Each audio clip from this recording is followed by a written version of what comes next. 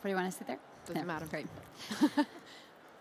So, Kate, I'm absolutely thrilled to have a chance to talk about accelerating nonprofits and Y-Combinator with you today. Yeah, I'm really happy to be here. This is quite an exciting venue, unlike any concert that I've been to before. So thanks for having me. So glad to have you in Finland. So you basically joined the team of Y-Combinator as the director of nonprofits in 2013. You started in that position, but actually you came and joined the team in 2005 and worked as its chief actual architect and have been in charge in design and basically facilities ever since. So I think there's no such a thing as a classic background in the startup world, but I still must ask what actually motivated you to join the team in 2005 and what drives you there now? Yeah, so obviously it is quite an unusual background. I have an education in architecture, and I met Paul Graham in 1999. He was introduced to me by a mutual friend, and he had some architecture work for me to do. So not too long after I met him, he actually I was sort of his first entrepreneurial exercise. He basically got me to quit my job and and start my own business. So yeah, that was the beginning of my ride with him. And 5 years later, YC was started, and it was a very sort of casual beginning at YC. So he basically asked me to help them kind of get his office ready to have dinners. So I started designing things for YC, and as we grew as a company, we grew quite rapidly. So the first set of startups that we had, there were only 8 teams, and now we host 100 teams twice a year. Yeah. So we've had an ongoing need for someone to like literally move walls in order to kind of grow our space for our team. I see. That's really unique. So you were actually from the very first day. So I don't remember having read many stories about why did Paul Graham actually decide to set up Y-Combinator. What's the reason behind that? Yeah, it's not a really well-known story, but Paul actually started YC to solve a problem that he himself was having. So he was very frequently asked to take meetings with entrepreneurs, and they were all looking for advice from him because he was a very well-known, successful entrepreneur. And while he wanted to give back to the community, he didn't want to be taking meetings all the time. He wanted to sort of use his time more efficiently, and so he decided to kind of batch everybody together and just talk to them at the same time. And this really was the innocent beginning of Y-Combinator. There was no intention of a money-making operation. It was simply a way to help advise startups and do it in a way that was efficient. So he literally used to cook dinner and talk to entrepreneurs at the same time at the beginning of Y-Combinator. That sounds amazing. So now a bit later, in 2013, you with Paul Graham set up YC Nonprofit by inviting WotC as the first nonprofit to join the YC batch in 2013. So why did you choose to do that, and why at that time? Why in 2013? Why is this time right for that? Yeah, so once again, it just sort of happened by chance. YC operates very much as a startup ourselves, and so we had no intention at that moment of getting into the nonprofit space, but we saw WotC sort of pop up on a news feed that Paul Graham sort of created and moderated called Hacker News, and what he saw there was what appeared to be something very much like a for-profit startup, except that there was no sort of money-making venture here, but it was a crowdfunding platform. It was a technology-infused nonprofit, and he thought it was really interesting. It was very popular on Hacker News, so he literally reached out to Chase and invited him over to his house for dinner. And what happened at that dinner was that Paul and Chase together kind of realized that nonprofit startups are going to have the same sorts of problems that for-profit startups have. So he invited him to join our batch, which was already started 1 week in January of 2013. What type of problems do you mean? Like, what type of problems do they share, nonprofits and profits? Yeah, so really, when you have a technology-infused nonprofit, at its earliest stages, it's really the simplest of things that they are trying to do in the very beginning that all companies have. Things like how to find your first customers, how to scale your operations. So just the most basic things were the types of things that Chase needed help with, because he literally had never done a startup before. He'd never had a company before. He had just come out of the Peace Corps. So he and his friends just got together and wanted to try this thing, and they had no idea what to do. I see, I see. So what you've been actually doing at YC for the past 10 years is pretty amazing. Like, you've literally defined the paradigm of accelerators. So when you look at the time back in 2005, what are you most proud of at YC? And like, what's the dent that you consider you put on the universe since then? This is a hard question, but it's really intriguing as well. Yeah. No, I think the most important thing that I see that YC has done in the last 10 years is really get people excited about entrepreneurship. I think that we have kind of taken the fear out of what it takes to start a company.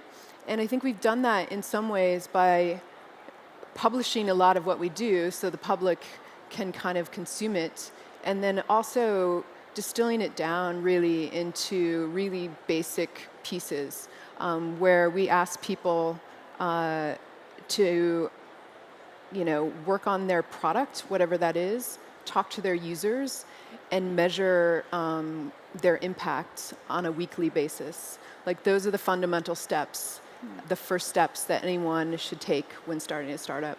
So do you have a methodology that you actually follow very strictly in each and every batch that you take in?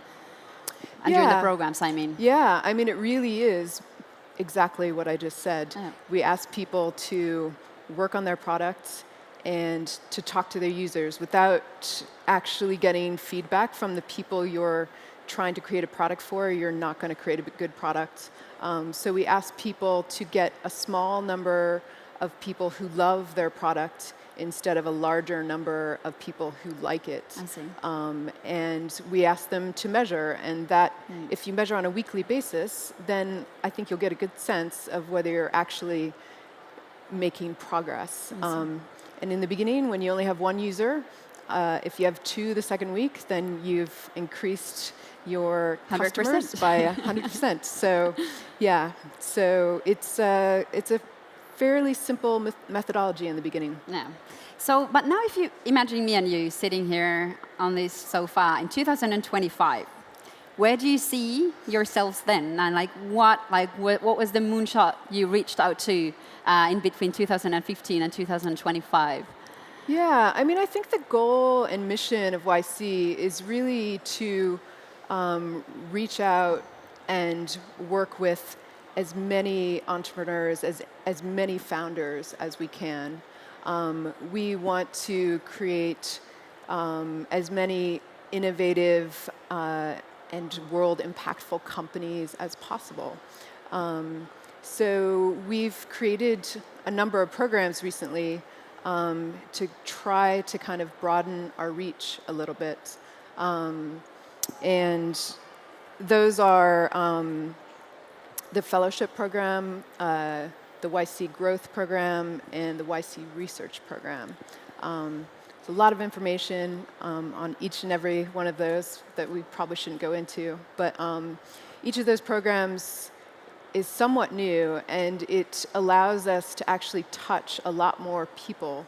So I think that's our goal, is just to figure out how to scale our operations, because we're a startup as well, without kind of losing the impact that we're able to give to each and every person in the program. I see. So in terms of the nonprofits, you've said that the nonprofit world is really fragile. What do you mean by that? Yeah, so it's a little bit of a sensitive topic out there, I think, because we've only been working in the space for a short period of time, but I really do feel in the time that we've spent that in many ways the general public is losing faith in the nonprofit space. And I think a lot of that comes from what's conveyed in the media. You often hear, X company collected $500 million and only created 5 of X product. And I think people get very discouraged by that. So I think we are trying to kind of redefine what it could mean to be a nonprofit, and try to get nonprofits to work sort of more efficiently, more effectively, to provide measurements for the world so people know exactly where their money goes when they donate to a particular cause. I see. So, so basically, you have managed to identify a model for startups to scale and impact the world pretty amazingly in the past 10 years. Do you see that you can actually apply the same recipe for nonprofits as you've been applying for profits? Yeah, I think that there are really only a few things that we do differently with the nonprofits than the for-profit companies. We literally put all the companies together when we work with them, and we don't separate out the nonprofits. I think the things that we talk about slightly differently are things like measurement. Sometimes in the nonprofit space, it's a bit difficult to measure impact. You're often dealing with people's health or people's lives, and the numbers get a little fuzzy. It's not all about user numbers or simple growth numbers. And then there are issues around organizational governance and fundraising that are quite different for nonprofits than they are for-profit companies. And it's also about maximizing impact. So how do you actually measure impact? Yeah, so it really does come down to each individual company figuring out what to measure for them. So I think there can't really be a universal truth. We literally sit down at the beginning of every batch and speak to each individual company about what they're trying to create, what they're trying to do for the world, and we select together what metrics they should be measuring over the next 3 months. Well, for WotC, for instance, what would have been the measures? What were you looking at? So they actually measure number of patients and dollars spent. And, there could be a bit of controversy around that as a measurement. But most of the people on their site have life-threatening diseases. And so if they didn't actually have the operation or the procedure that is given to them by WotC, they may die. So in this particular case, they actually measure the number of people that they help. I see.